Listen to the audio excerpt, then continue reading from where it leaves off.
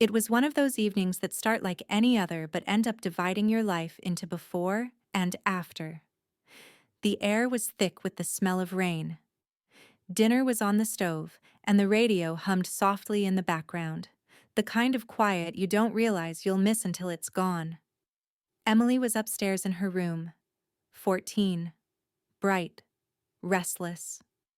She'd started wearing that dark nail polish I didn't like and listening to music that made me feel like a stranger in my own home. Her father said, "It's just a phase." But I knew better. It wasn't a phase. It was distance. That evening, we fought. Nothing new. Just the usual. Her grades, her friends, the late-night texts I didn't understand. She rolled her eyes. I raised my voice. And then, in a tone colder than I'd ever heard before, she said, "Maybe if you actually listened to me, you'd know who I am." The door slammed. The echo stayed long after she was gone. An hour later, the rain began. I stood by the kitchen window, waiting for her to come downstairs, waiting to hear that door open again. But the night stretched on. 1 hour, then two. At 10 p.m., I sent her a message. "Come home. I'm sorry."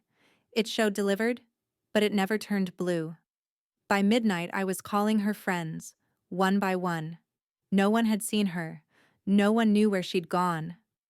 I told myself she was trying to scare me, that she'd show up when she got hungry. But by 3 a.m., even the dog was pacing by the door. That's when I called the police. That's when the word missing became part of my life. The next morning, our front yard was covered in tire tracks, muddy, unfamiliar. An officer asked if Emily had run away before. I said no. He wrote something in his notebook, nodded, and said, "Teenagers do this sometimes. They'll come back." But I saw the look in his eyes.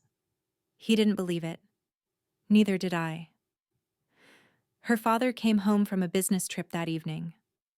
I'll never forget the look on his face when I told him. He didn't yell. He didn't cry. He just sat down on the edge of the couch and whispered, "She's gone?" And I couldn't answer, because saying yes would make it real. Days turned into weeks. Our house became a command center. Flyers on the table, maps on the wall, phone numbers scribbled on sticky notes. I stopped sleeping. I stopped cooking. Every knock on the door felt like a heartbeat. The police came and went, bringing theories instead of answers. One neighbor claimed she saw a blue sedan parked near our driveway that night. Another swore Emily had been seen at the gas station on Route 6. Every rumor became hope. Every hope turned into another heartbreak. Her room stayed untouched, bed made, curtains open, as if she might walk in any minute. Sometimes I'd sit on her bed just to smell her perfume, the faint trace of lavender and teenage rebellion. Other times I'd scroll through her messages, searching for clues hidden between emojis and unfinished sentences. Then came the voicemail. I'd missed a call at 8:42 p.m. the night she disappeared. When I pressed play, her voice filled the room.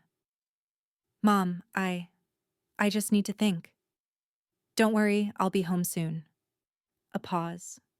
Then a breath. Then silence. The call ended there. The timestamp on the screen might as well have been carved into my heart. For months after that, I played it every night. Just to hear her voice. Just to believe she was still out there somewhere. The search stretched into months. The flyers faded. The phone stopped ringing. And eventually, so did the marriage. Her father couldn't take it anymore. He said he couldn't live in a house that felt like a grave. He packed his things and left without looking back. I stayed. Because I couldn't leave. Because what if Emily came home and no one was here? People say time heals everything, but that's a lie. Time doesn't heal. It only teaches you how to hide your pain better. I learned to smile in public, to say I'm fine when people asked. But at night, when the house went quiet, I'd still hear her voice on that voicemail. If I had known that was the last time I'd ever hear her. Pause. I would have listened better. I would have loved louder. Years passed, but not in the way time usually moves. For most people, days have meaning.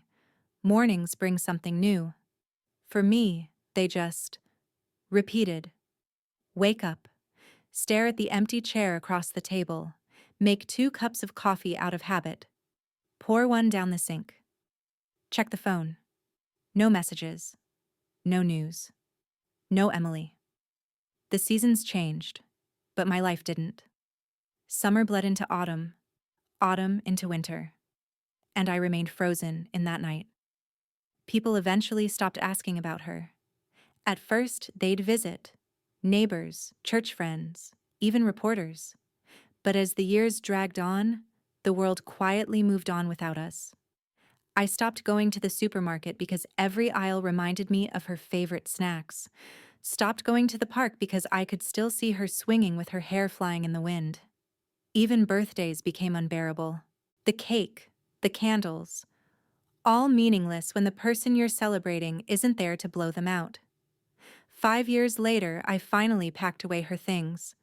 Not because I wanted to, but because I couldn't keep waking up in a museum of pain. Each item felt like a goodbye. Her notebook full of doodles, her favorite hoodie, still soft, still smelling faintly like her shampoo, and the small silver locket I'd given her for her 13th birthday. Inside, it was a picture of us, the last time she hugged me willingly. I put them in a box and slid it under my bed, whispering, "I'll bring these out when you come home." But deep down, I knew I wouldn't. The world around me changed too. Her father remarried. He sent a Christmas card once. No return address, just a photo of him, his new wife, and a baby. I didn't open it, just stared at it until I cried. People said, "You should move on."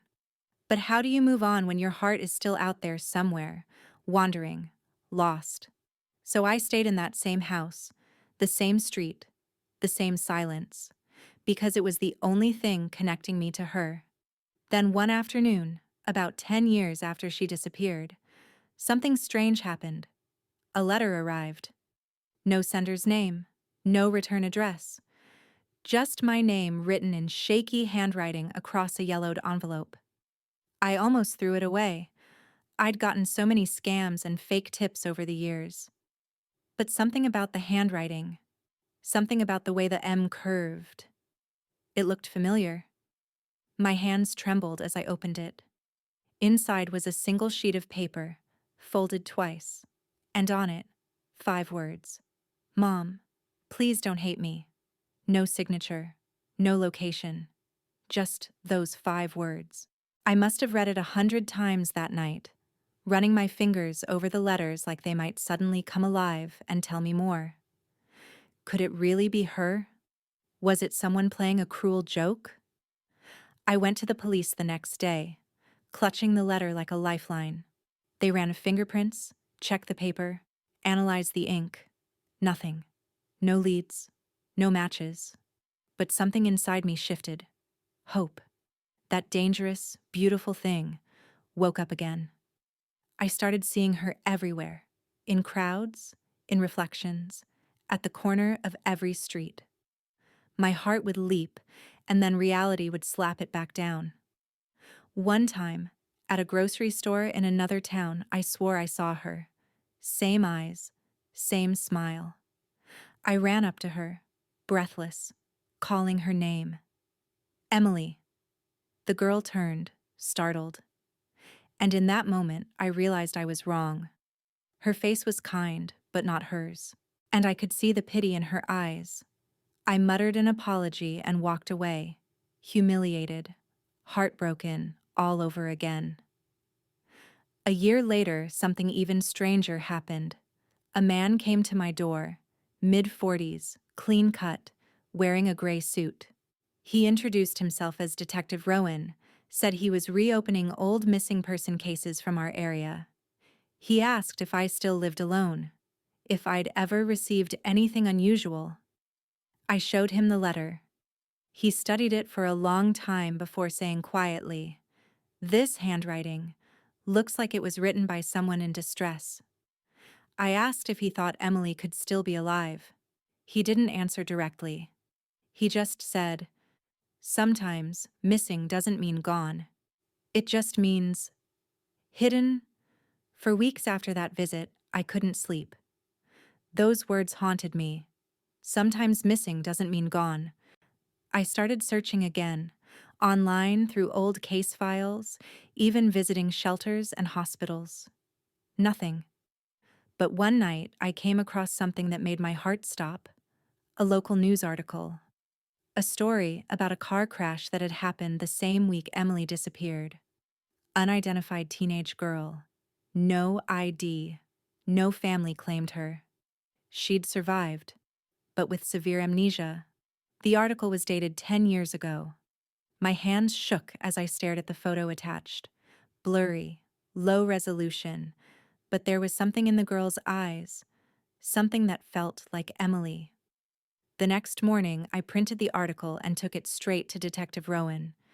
He looked at it carefully, then said he'd look into it. But I could tell. He didn't share my hope. He'd seen too many false alarms. Weeks passed. No news, no calls, nothing.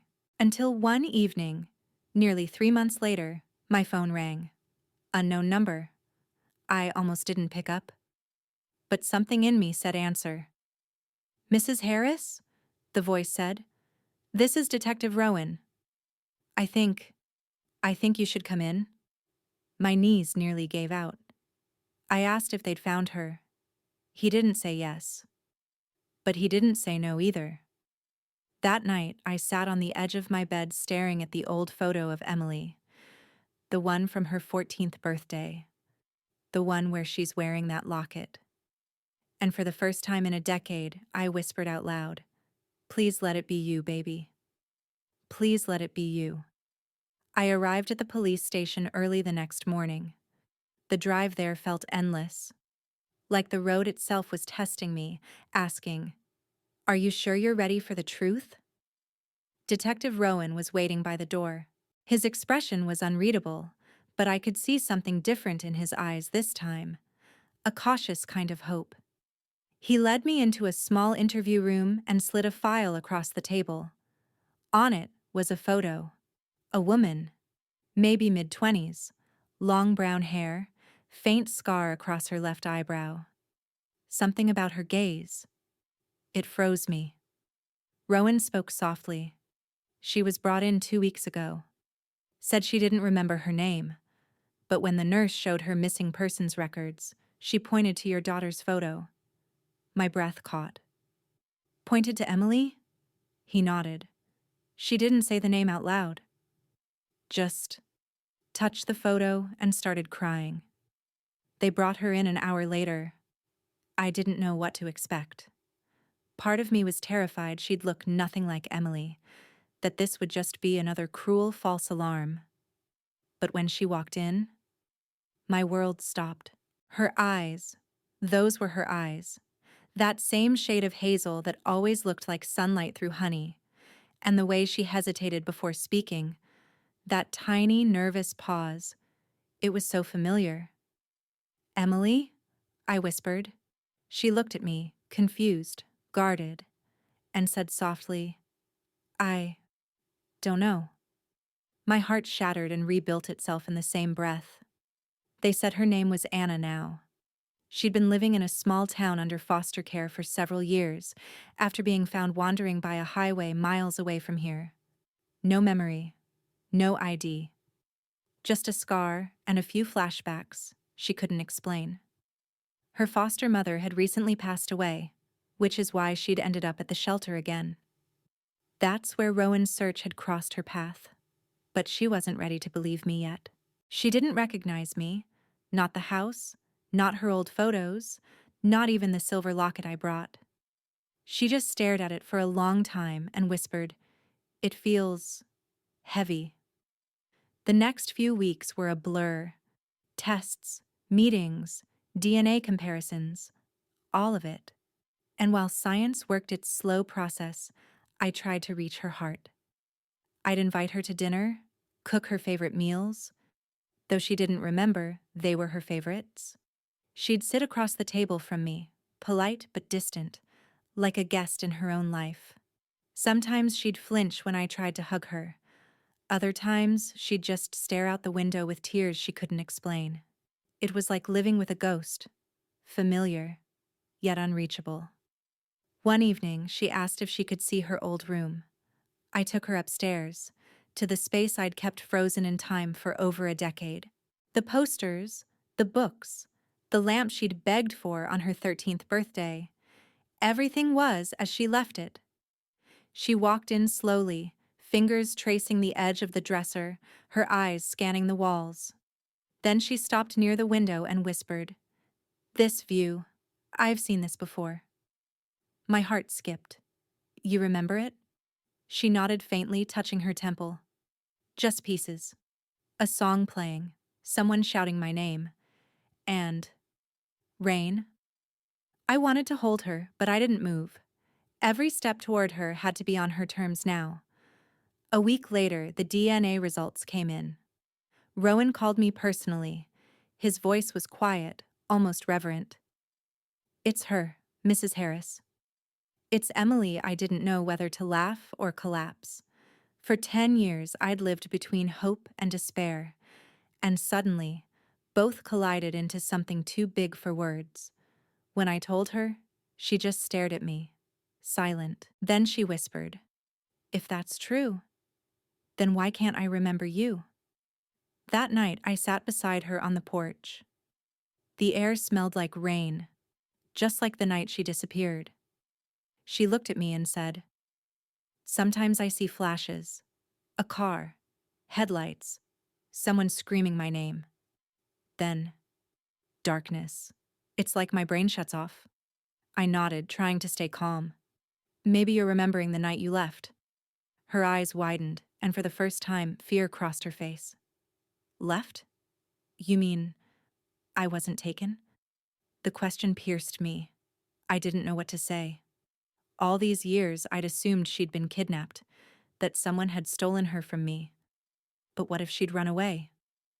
The next morning, she asked to see the lake, the one near the woods where she used to play. We drove there in silence. As soon as she saw the water, she froze. Her breathing quickened. She clutched her chest, eyes wide, whispering, "It happened here." I rushed to her side. "What happened, baby?" Tears streamed down her face. "I remember a fight. You and Dad shouting." I ran out. I was crying. I slipped on the hill and fell. There was a car. Headlights. Then nothing. My own heart shattered in real time. I remembered that night. The argument. Her storming out. The rain. I'd assumed she went to her father's. He assumed she was with me. Neither of us searched soon enough. All this time, she hadn't been taken. She'd been lost. Just a child running from the noise of grown-up mistakes. I held her as she sobbed, whispering over and over, "It's not your fault.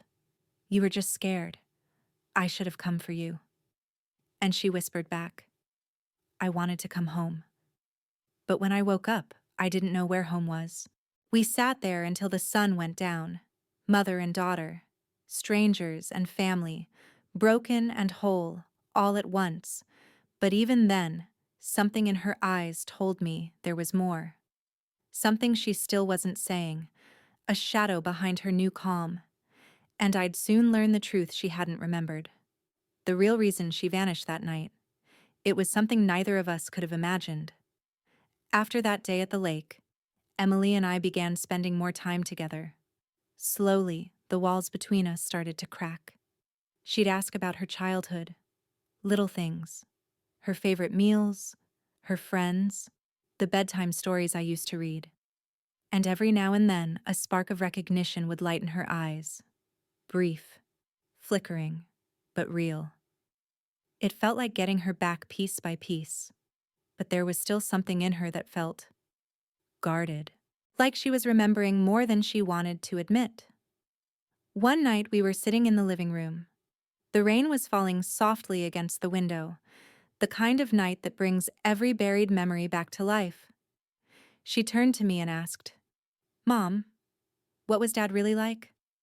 I froze. It was such a simple question, and yet not simple at all. "He loved you," I said quietly, "but he had his struggles." She stared at the floor, voice trembling. "Did he ever hurt you?" I looked at her, the child I'd longed to see again, and I saw the same fear I once hid behind my own smile. "Why do you ask that?" I whispered. She hesitated. Then, in a voice barely above a whisper, said, "Because I keep seeing flashes. A man shouting, a hand grabbing me, and I'm scared it was him." The air went still. I felt the blood drain from my face. For years I had protected Emily from the darker truths about her father, the anger, the drinking, the unpredictable temper. I thought hiding it would keep her innocence intact. But maybe that silence had cost us everything. A few days later, I found Emily sitting in her old room, holding a torn photograph, one I didn't even know existed. It was of her and her father at the fair. He had his arm around her shoulders, smiling, but half of the picture was burned. "Where did you get that?" I asked. She looked up slowly. "I found it inside one of my old books." The edges were singed, like someone tried to destroy it. Her voice shook. "I think I'm starting to remember the night I left."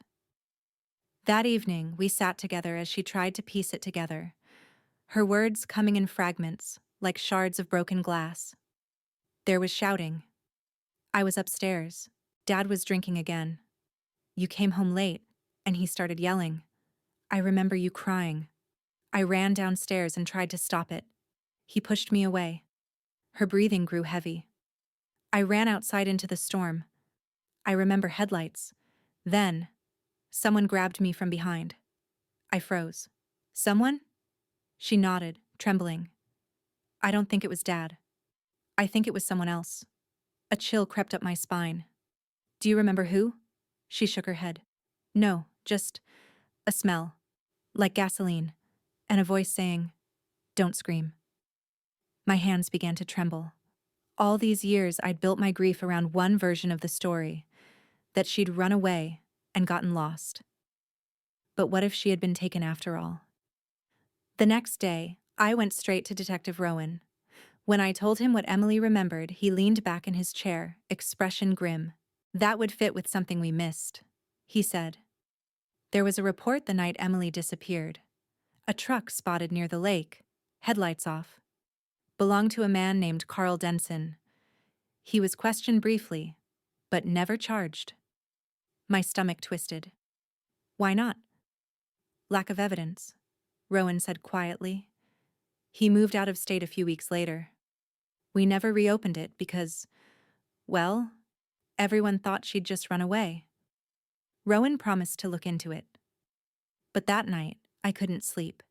Every creak in the house, every gust of wind, it all felt like something watching us. Around midnight, I heard a sound from the porch, a soft creak, followed by footsteps. When I peeked through the curtain, a shadow moved away down the road. I told myself it was my imagination, but deep down, I knew better. 2 nights later, it happened again, this time louder. Someone rattled the back door. By the time I turned on the porch light, whoever it was had vanished. Emily came running down the stairs, eyes wide. "Mom, what's happening?" I forced a calm smile I didn't feel. "Probably just raccoons." But she wasn't convinced. "Mom, that smell." I froze. "What smell?" "Gasoline," she whispered. The next morning, I called Rowan again. He sent a patrol car to check the area, but found nothing. Still, he advised me to stay somewhere else for a few nights. But I couldn't leave. Not now. Not after losing her once.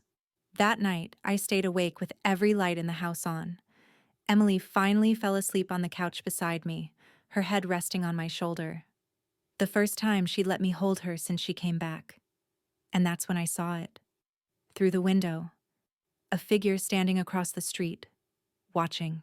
I couldn't see his face, but I recognized the stance, tall, rigid, arms crossed. Before I could move, he turned and disappeared into the darkness. The next morning, Rowan called again, his voice urgent. "Mrs. Harris, we found something. Carl Denson died in a car accident years ago. But get this. His brother William lives 2 towns over. He runs a small auto shop. And your daughter's name came up in one of his old records." My blood ran cold. Records? What kind of records? "An old police report," he said quietly, "filed the night of Emily's disappearance. He was a witness, but his statement was sealed. We're reopening it now." That evening, before I could even process it all, there was a knock at the door. I opened it and nearly dropped the mug in my hand. It was the same man I'd seen watching the house. Older now, beard graying, eyes sharp. "Mrs. Harris," he said calmly. "My name is William Denson. We need to talk about your daughter." He stepped inside without waiting for an invitation. Something about him felt wrong. Too confident, too rehearsed. He looked around, smiled faintly, and said, "I knew Emily." Back then, my throat went dry. "You knew her?" He nodded. "She was with my brother that night. It was an accident. He didn't mean to hurt her. He just wanted to scare your husband." "What?" I whispered. "What are you talking about?" He sighed, voice low. "Your husband owed my brother money." They argued. Carl took Emily as leverage. He planned to bring her back. But the car crashed before he could. I stared at him in horror. "Why didn't you tell anyone?" "Because your husband made it disappear, paid off the cops, buried the report." Everything inside me broke at once. My husband, the man I'd defended, mourned, and forgiven, had known. He'd known all along what happened to our daughter, and he'd kept it secret until the day he died. Emily came into the room just then, pale and shaking. "Mom, what's going on?" I turned to her, tears streaming down my face. "Your father. He wasn't the man I thought he was." William stepped closer, voice cold. "Your old man caused all of it. And I came here to make sure his debt was finally paid." Before I could react, he reached into his coat. And I saw the glint of metal. The moment I saw that flash of metal, instinct took over. "Emily, run!" I screamed. William lunged forward, grabbing my arm, the smell of gasoline clinging to him like poison. Emily bolted upstairs, her footsteps echoing through the old house. I fought to break free, but his grip tightened. "You don't understand," he hissed. "Your husband destroyed everything. He ruined my brother's life, and now you'll both pay for his sins." I kicked at him with every ounce of strength I had, the years of grief and fear fueling me. He stumbled, and I tore myself loose, sprinting toward the kitchen. My hand found the drawer, the one where I'd kept the emergency knife ever since Emily disappeared. I spun around, shaking, breath ragged. "Get out of my house!" He smiled, the kind of smile that doesn't belong to a human being anymore. "Your house?" he said coldly. Funny, that's exactly what Carl said before he died. Before I could answer, there was a sound, a loud creak from upstairs. Emily was still there. William's head snapped toward the staircase. He took a step, then another. I blocked his path. "If you go up there, you'll have to go through me," he sneered. "Then that's how it'll be." And in one swift motion, he lunged. Everything after that was a blur of movement and noise. The knife clattered to the floor, our bodies slammed against the wall, and I felt the sting of something sharp graze my shoulder. I heard Emily screaming from above, "Mom!" Then, a loud crack. A picture frame fell from the wall, glass shattering at our feet. It was our old family photo. Me, her father, and little Emily smiling in front of the house. For one fleeting second, William froze, his eyes landing on the image, and in that hesitation, I pushed with everything I had, sending him crashing backward through the hallway table. I grabbed Emily's hand as she ran down the stairs. We didn't look back. We ran out into the rain, the cold wind biting against our faces.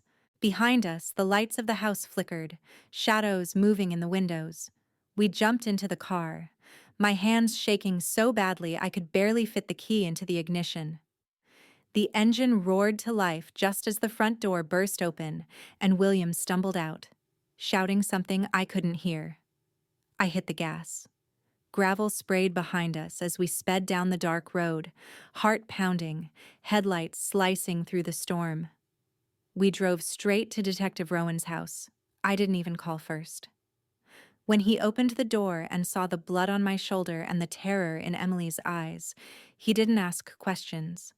He just said, "Come inside." Within an hour, the entire property was surrounded. Police cars, flashing lights, radios crackling. The kind of chaos that only happens when years of secrets finally come crashing down. But when they went inside, William was gone. The back door was open. The only thing left behind was a trail of gasoline leading toward the woods. For weeks after, I couldn't sleep. Every noise felt like him coming back. Every shadow in the hallway made my heart race. But slowly, life began to settle again. Emily started therapy. The nightmares faded, slowly, painfully, but they did fade. We were finally trying to live like a family again. Then one afternoon, Detective Rowan called. They'd found something. Not William. Something else. "Your husband's second property," he said. The one he never disclosed. It was registered under another name. A cabin in the hills. You should come see it. My breath caught. My husband's secret house.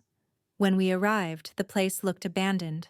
Weathered wood, vines crawling up the walls, and a heavy iron lock on the door. Rowan broke it open, and the door creaked like it hadn't been touched in years. Inside, the air was thick, musty, cold, and full of memories I didn't know existed. There were boxes, papers, and old photographs scattered on the table. And in the middle of it all, a metal trunk. Inside the trunk were old VHS tapes labeled with dates. The last one read, "The night she left." Rowan inserted the tape into a portable player. The screen flickered to life, and my world shattered. There was my husband, sitting in the living room, talking to the camera. He looked older, tired, haunted. "If you're watching this," he said, voice shaking, "then I'm gone. And you've found what I couldn't say in life." He paused, eyes red. "I made a deal with Carl Denson. I owed him money from the construction business. He threatened to hurt you. I never thought he'd touch Emily. That night, when she disappeared, I found out too late. I tried to cover it up, not because I didn't care, but because I couldn't face what I'd done." He buried his face in his hands. "I thought if I kept that house locked, I could lock away my shame too. But shame doesn't stay buried. It grows. It rots everything you love." He looked into the camera one last time. "If Emily ever comes back, tell her I'm sorry. Tell her I loved her, even when I failed her." By the time the video ended, I was sobbing so hard I couldn't breathe. Emily just stood there, staring at the flickering screen, her face pale, expression unreadable. Then she whispered, "So that's why he built this house. To hide his sins."